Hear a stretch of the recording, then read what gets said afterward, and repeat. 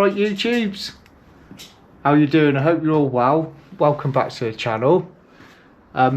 Today's video we've got a Volkswagen Touareg in, and it's in for, we've already started it as usual.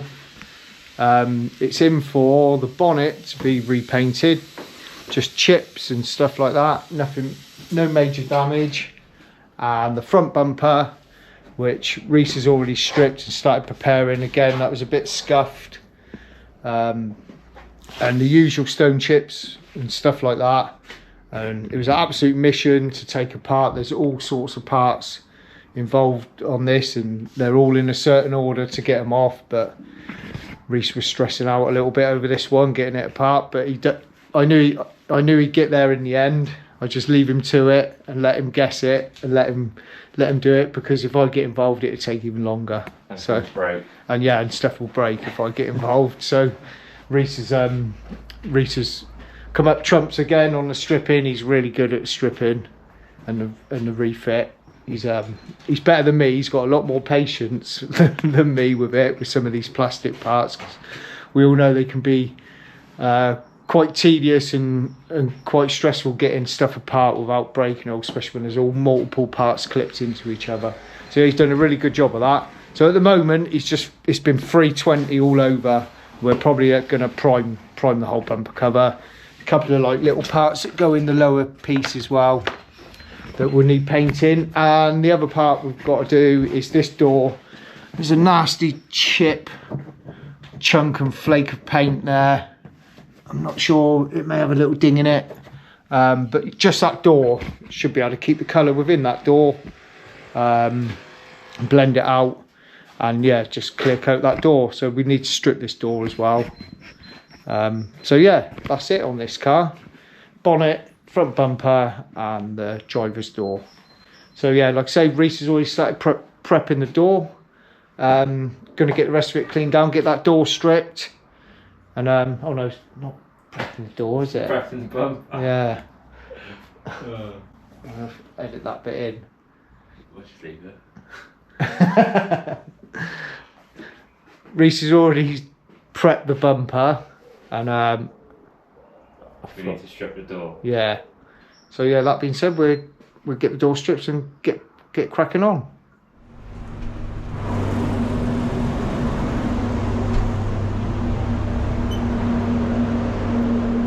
Alright YouTubes, how are we doing? This is something new for the channel.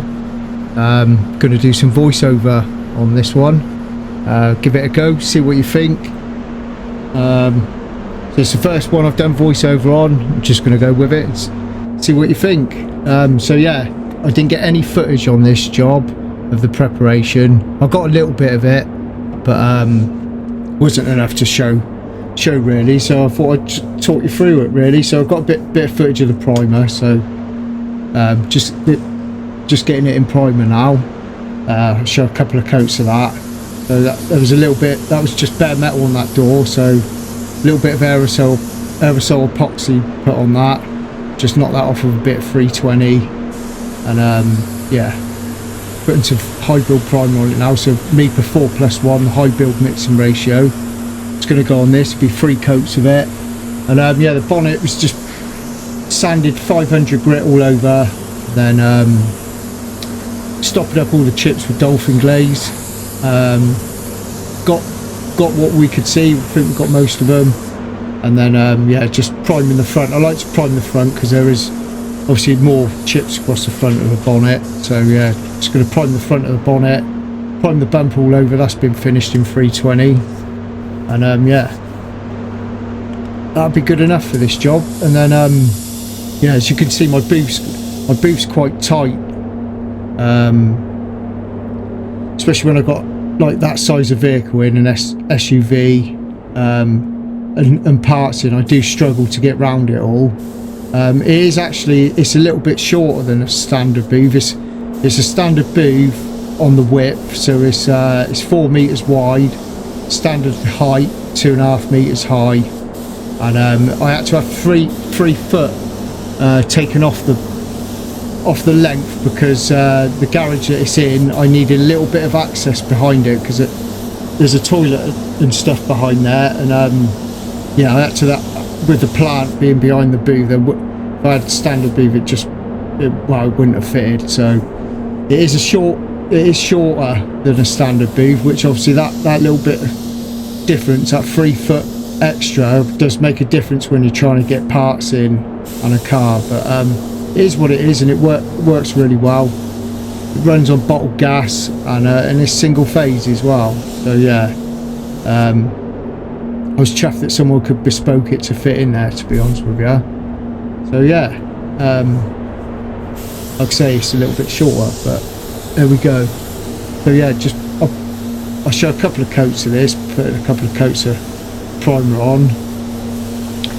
They do a few different mixing ratios with Mipa 4+1 primer. It's quite versatile actually.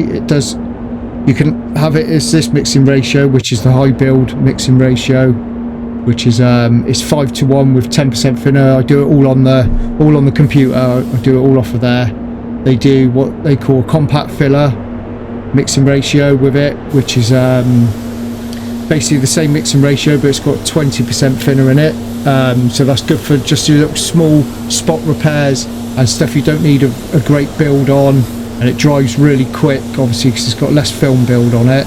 And you can also use a like an extra fast thinner, which is called VR thinner, and that speeds it right up. It will air dry in an hour, and like about 10 minutes with a lamp on it. That's really good and quick.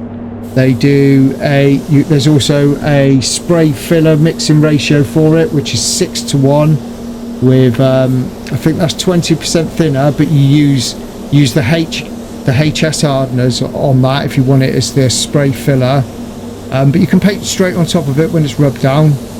Dry throughs obviously not as quick. It does take a while to cure, but when you put the HS hardener in it, you get hell of a film build on there. So that's really good if you need to improve a repair or something like that. You need something with an extra build on there. That works really well.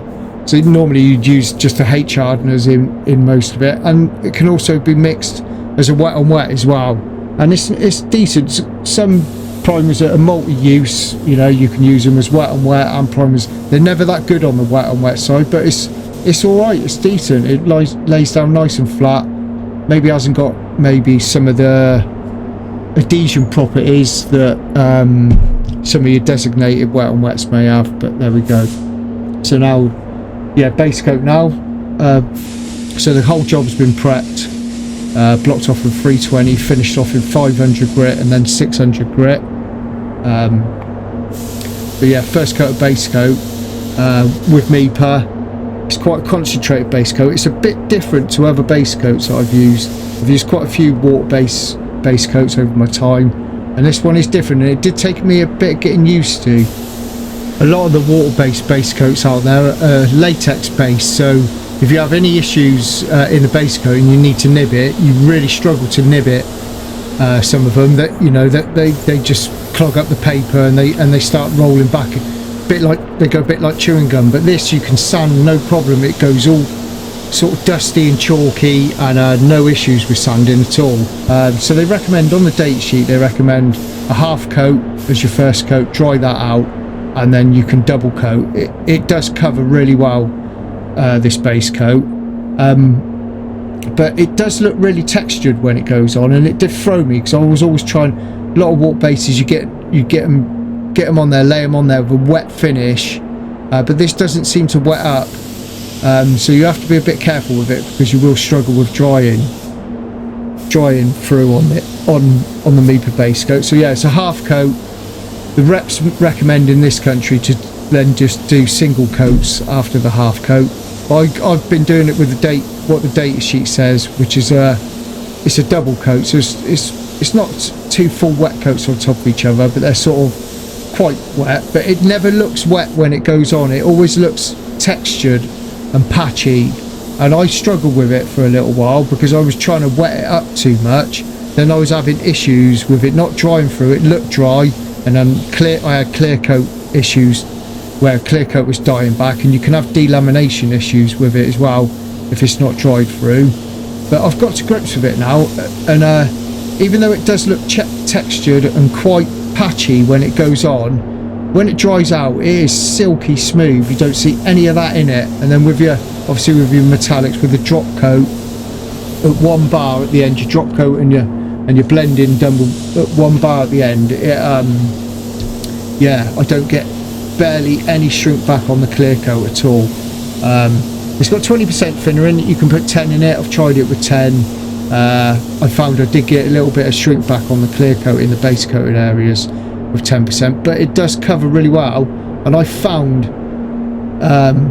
definitely use less paint with Mipa base coat. Most colours cover really well. It's only the odd, you know, some colours that may recommend a grey shade, you know, or, you know, a colour primer on, but most colours will cover. Blues like this colour blue can be quite transparent, and if they are got a bit of a bad opacity, I would normally do the half coat. I would do 1 single coat and then dry that out, and then do my double coat, flicking out, and then drop coat when it's dry. But yeah, it works really well. Like I say, it does look textured, and it does look a bit patchy. So this is what I call the double coat going on. So I lay 1 coat down on the section that I'm painting, and then I come back on myself. So then that's double coated. I do slightly, you might be able to see it here, I do slightly lift off when I come back on myself to sort of get a bit more of the width of the fan going over it, just to even it up a little bit. The first coat's always a little bit closer, the first application on the double coat. As I come back I lift it away a little bit, so it's not, the spray gun's not as close, but you can sort of see that looks quite textured on there. But I was always trying to get it on there really wet, and I had trouble with it. And like I say, this colour, you know, these sorts of blues can be a bit transparent. That's why a lot of systems recommend black undercoat or really dark grey. Sort of had a mid grey on this, maybe could have gone a bit darker, but it covered fine. So that's 2.5 coats, and it goes a long way. And I found that I was wasting paint for a little while, so I got used to.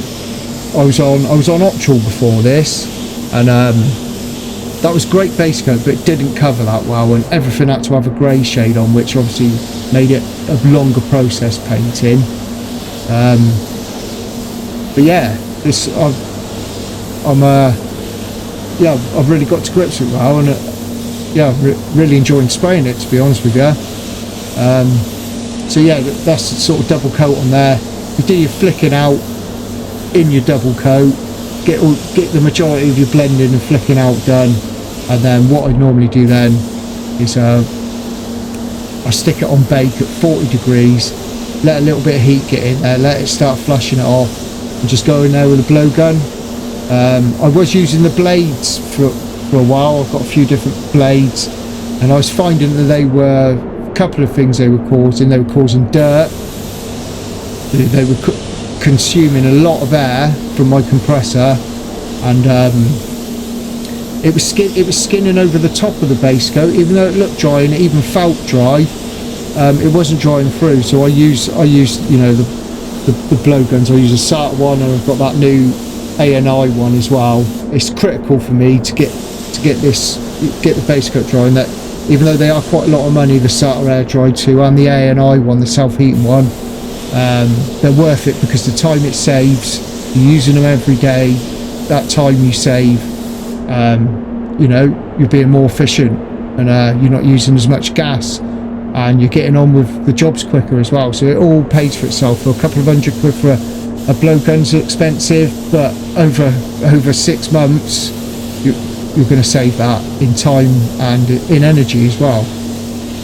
So yeah, that's it for the base coat going on. That's pretty much all of it. As you can see, I'm trying to get round all the parts without touching it. It's a good job on small, really. Otherwise I would struggle getting around all that. But even doing these little parts here, I can't get round the car, so I'm sort of creeping round it and trying to get my arm round it, and yeah, not ideal, but it works, and you got to do the best you can with what you got.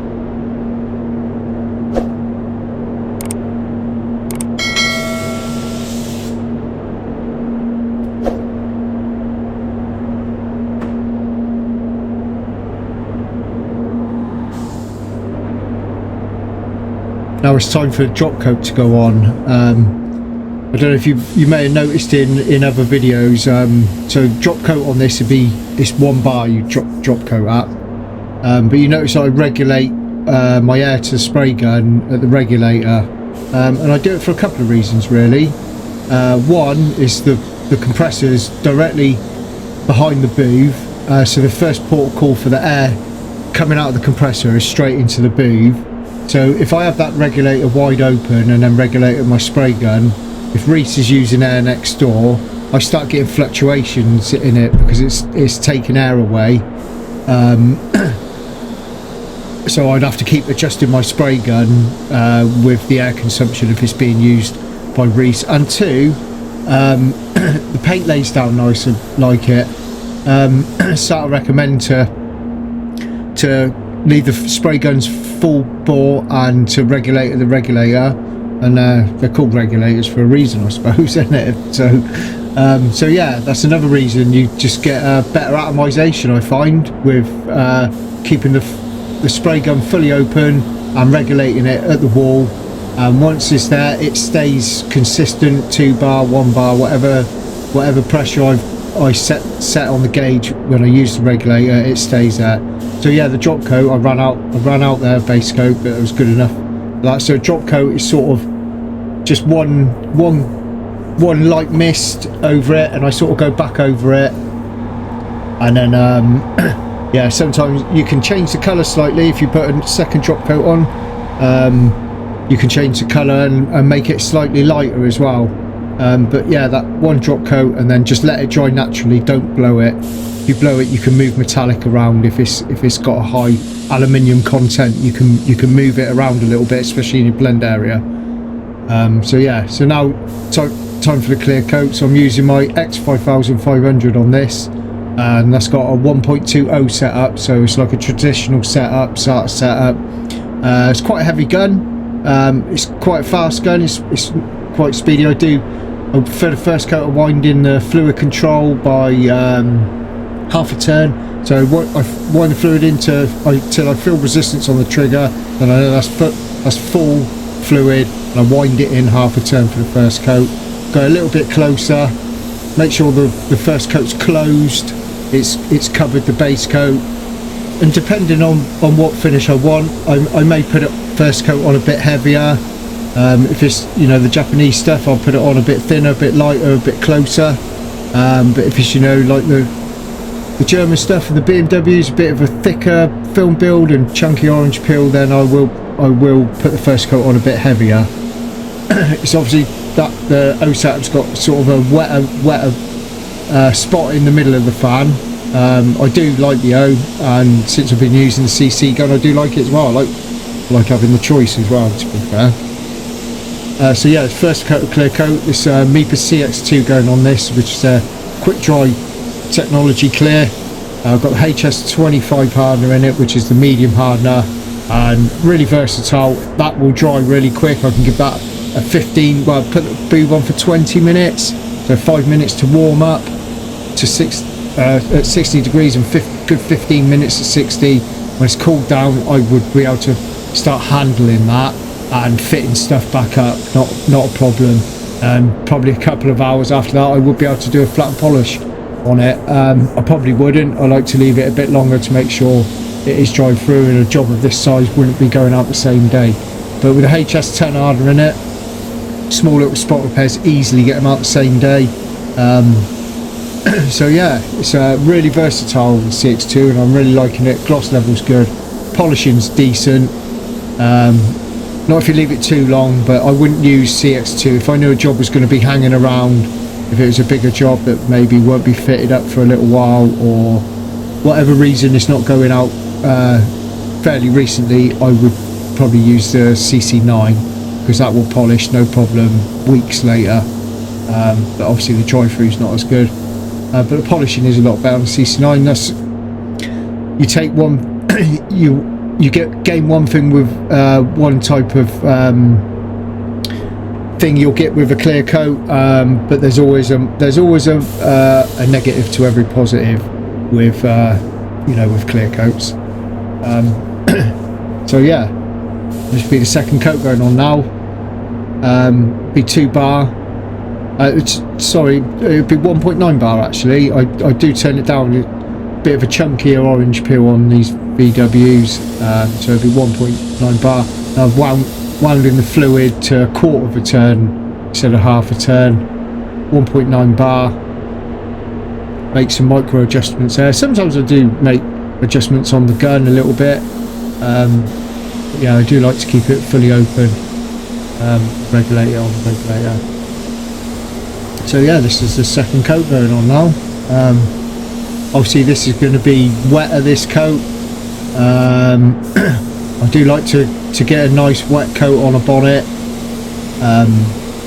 Like we all do, there's always a flat finish on a bonnet, so yeah, I'm not shy of putting enough clear coat on.